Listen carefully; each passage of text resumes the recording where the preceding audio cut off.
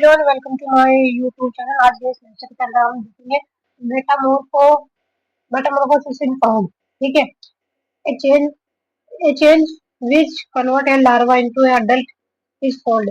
मतलब क्या होता है, ये एक ऐसा चेंज होता है जो कि क्या कर देता है, लार्वा को किसमें चेंज कर देता है, अडल्ट के अंदर चेंज कर देता है। इसको हम क्या कहते हैं, मेटामॉर्फोसिस कहते हैं। जैसे कि लार्वा है, टेडपोल है ना, तो उसमें क्या हो जाएगा, चेंजेस होंगे उसके अंदर। जो चेंजेस होंगे उसको हम क्या कहेंगे, मेटामॉर्फोसिस कहेंगे, जिससे क्या बन जाएगा, हमारा अडल्ट बन जाएगा।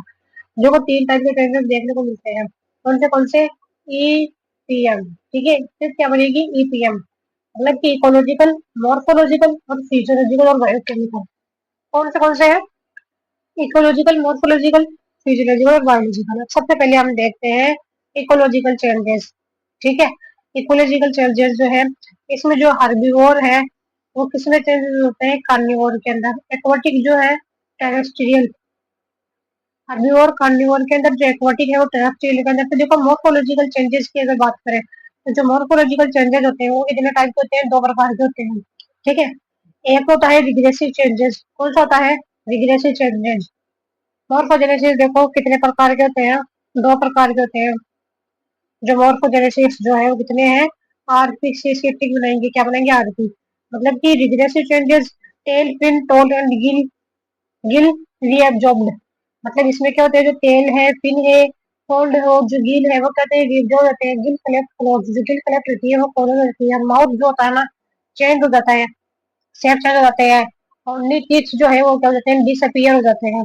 और टीथ जो रहते हैं वो क्या रहते हैं, डिसअपियर हो जाते हैं। लेटरल लाइन सिस्टम जो होता है ना, जो लेटरल लाइन सिस्टम है वो भी क्या हो जाता है, डिसअपियर हो जाता है। वेंट्रल सकर जो होता है ना, वो भी क्या होते हैं, डिसअपियर हो जाते हैं। क्या हो जाते हैं, डिसअपियर हो जाते हैं। जो वेंट्रल सकर है तो वो भी डिसअपियर हो जाते हैं। तो देखो, प्रोग्रेसिव के अंदर देखें हम, लिम्ब डेवलप प्रोग्रेसिव। जो लिम्ब होते हैं ना वो कैसे डेवलप करते हैं, प्रोग्रेसिवली डेवलप करते हैं प्रोग्रेसिव के अंदर। Middle ear and tympanic membrane develop. जो मिडिल ईयर है, ठीक है, कौन, मिडिल ईयर है। और क्या है साथ में, जो टिम्पानिक मेम्ब्रेन है वो भी क्या हो जाती है, डेवलप हो जाती है। कौन डेवलप हो जाता है, मिडिल ईयर है और टेम्पानिक मेम्ब्रेन है वो क्या हो जाती है, डेवलप हो जाती है। Eye protrudes out, eyelid and nictitating member develop. Eye जो प्रोट्रूड जो है वो आउट हो जाती है, eye protrudes out.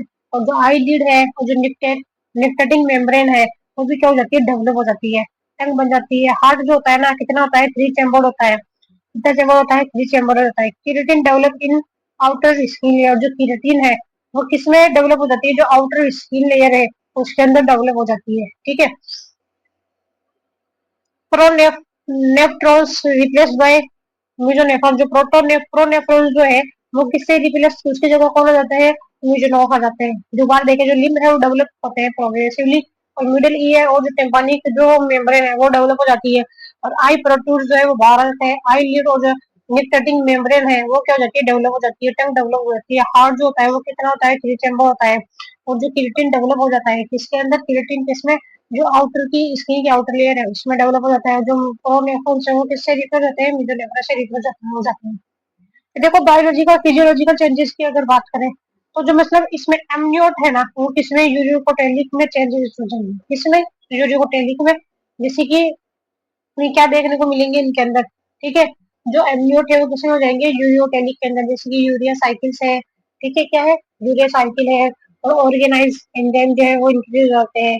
Increase serum albumin body के अंदर जो क्या होता है, बहुत ज्यादा बन जाता है। कौन, जो सीरम एल्बुमिन है वो, जो हीमोग्लोबिन कंटेंट 16 नॉट इन टेडबोल। जो हीमोग्लोबिन जो रहता है ना वो उसके पास में क्या हो जाती है, क्या में रहता है, 16 रहते हैं, जो कि टेडबोल के अंदर नहीं देखने को मिलता है।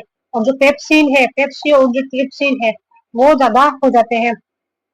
ये देखो, प्रोफाइरोसिस टेडपोल जो है, रोडोफाइरोसिस। देखो, जो प्रोफाइरिन टेडपोल जो है रोडोक्सिन के अंदर कन्वर्ट हो जाता है। प्रोरोडक्सिन पोरफायरोप्सिन जो है वो किसमें, टेडपोल का रोडोक्सिन के अंदर कन्वर्ट हो जाता है। रोडोक्सिन कैसा होता है, रेड कलर का पिगमेंट होता है।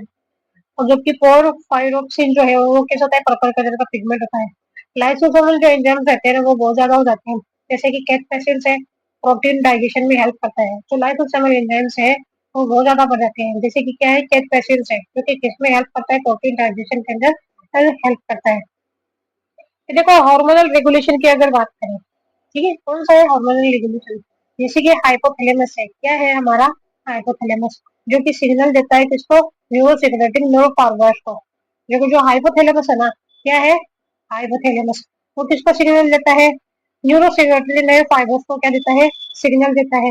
किसको देगा हाइपोथैलेमस, किसको बोलेगा, न्यूरो सेक्रेटरी फाइबर को बोलेगा कि तू सीक्रेट कर दे, न्यूरो सीक्रेशन कर दे, जिससे हमका हमारा क्या निकलेगा, टीआरएफ निकलेगा। क्या निकलेगा, टीआरएफ निकलेगा, जो कि क्या है, टायरोट्रोपिन रिलीजिंग फैक्टर है, जो कि क्या है, टायरोट्रोपिन रिलीजिंग फैक्टर है।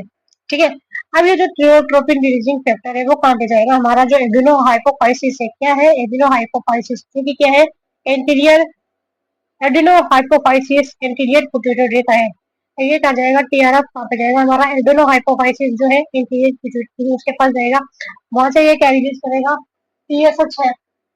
ठीक है, थायराइड स्टिमुलेटिंग हार्मोन है। ठीक है, वो रिलीज करेगा, क्या रिलीज करेगा, टीएसएच, थायराइड स्टिमुलेटिंग हार्मोन।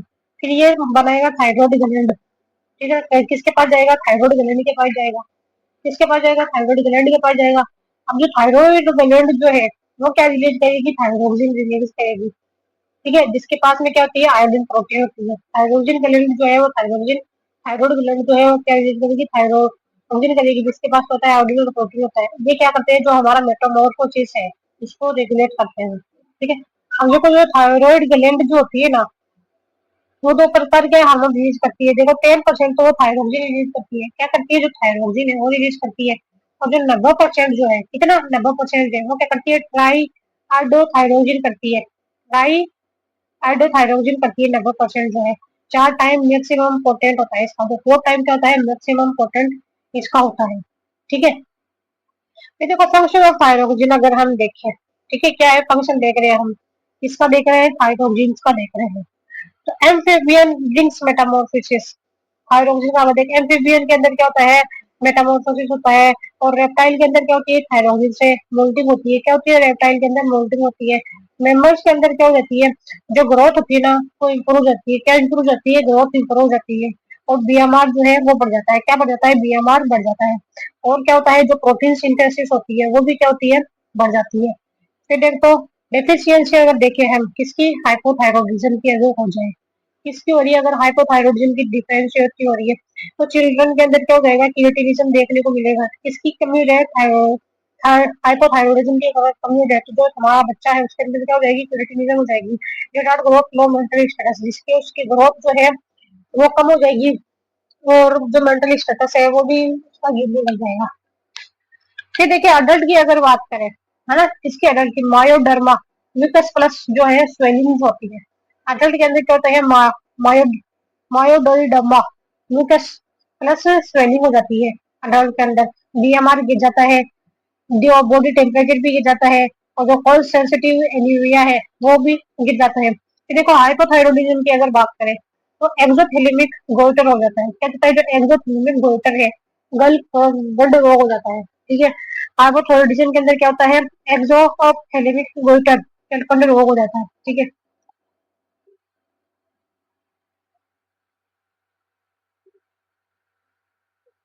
फिर देखो इससे जो क्या आती है, जो एनलार्जमेंट हो जाता है, जो ग्लैंड्स रहती है ना, चिन के नीचे जो ग्लैंड्स जो रहती है उनको वो क्या होती है, बढ़ने लग जाती है।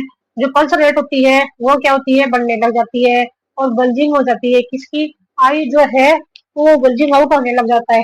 ठीक है, तो देखिए अगर हम बात करें किसकी, पुंट्रुद बाउल की। नेक्स्ट हो गया तो हमारा क्विज जनरेशन आ जाता है, लेकिन नेक्स्ट के अंदर देखेंगे। एक सेकंड देखिए आप।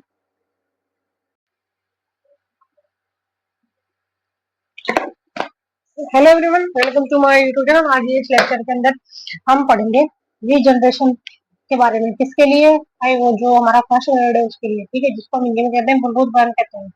रिप्लेसमेंट ऑफ लॉस्ट पार्ट, इसमें क्या होता है, जो लॉस्ट पार्ट होता है उसका रिप्लेसमेंट होता है। और टाइप्स ऑफ रीजनरेशन की अगर हम बात करें तो कितने प्रकार की होती है, एक होती है एपीमॉर्फोसिस, एक होती है मॉर्फोसिस, एक होती है हेटेरोमॉर्फोसिस। ठीक है, कितनी हो गई, ये कंपनसेटरी कितनी प्रकार की हो गई। एक सेकंड में दोबारा जोड़ती हूँ। सबसे पहले तो जाती है हमारी इपीमॉर्फोसिस, फिर हो जाती है मॉर्फोलेक्सिस। ठीक है, फिर क्या होती है मॉर्फोलेक्सिस, फिर हो जाती है हेटेरोमॉर्फोसिस। हेटेरोमॉर्फोसिस, है ना, ई एम एच, कौन सी हेटेरो, इपीमॉर्फोसिस, क्या सी इपीमॉर्फोसिस, मॉर्फोसिस, हेटेरोमॉर्फोसिस, इपीमॉर्फोसिस, मॉर्फोसिस। फिर हो जाती है हमारी एस एस टी, मतलब है सुपर रीजनरेशन और कंपल्सरी रीजनरेशन। लास्ट में कौन आ जाती है? सुपर रीजनरेशन और कंपल्सरी रीजनरेशन, ई, एम और एच। देखो इसका मतलब होता है एपिमॉर्फोसिस, इसका मतलब होता है मॉर्फोलेप्सिस, इसका मतलब होता है हेटेरोमॉर्फोसिस, इसका मतलब होता है सुपर रीजनरेशन, इसका मतलब होता है कंपल्सरी रीजनरेशन। अगर हिपोमॉर्फोसिस की अगर हम बात करें सबसे पहली जो है, तो ठीक क्या हो जाएगी हमारी? अहम एससी। देखो रीजनरेशन एंड रिपेयर जो होता है, अहम का मतलब क्या होता है? ई अहम, मतलब ई को हम क्या बोलेंगे? अहम। ई से मतलब डिमोर्फोसिस, फिर मॉर्फोसिस, मॉर्फोलेप्सिस, फिर है हेटेरोमॉर्फोसिस, फिर आ जाता है हमारी सुपर रीजनरेशन, फिर आ जाता है कंपल्सरी रीजनरेशन। एपिमॉर्फोसिस की अगर बात करें, डैमेज एंड रिपेयर किसका होता है?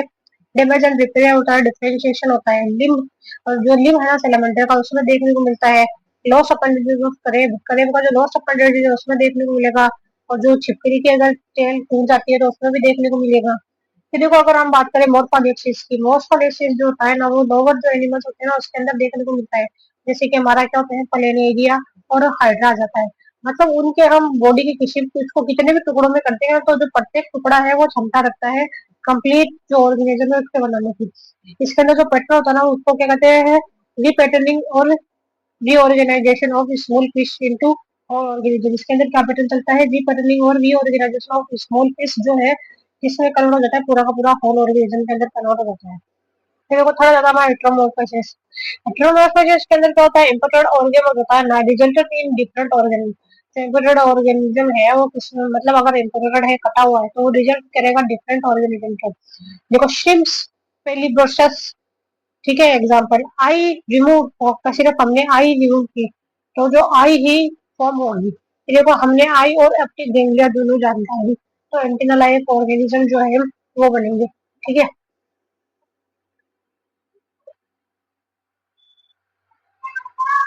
फिर देखो सुपर रीजनरेशन की अगर बात करें तो इसमें क्या होता है? जैसे कि ये एडिशनल टेल होती है, ठीक है, ऊपर क्या होता है यहाँ पे? एडिशनल जो है वो हेड होता है, ठीक है, additional head in middle of the body.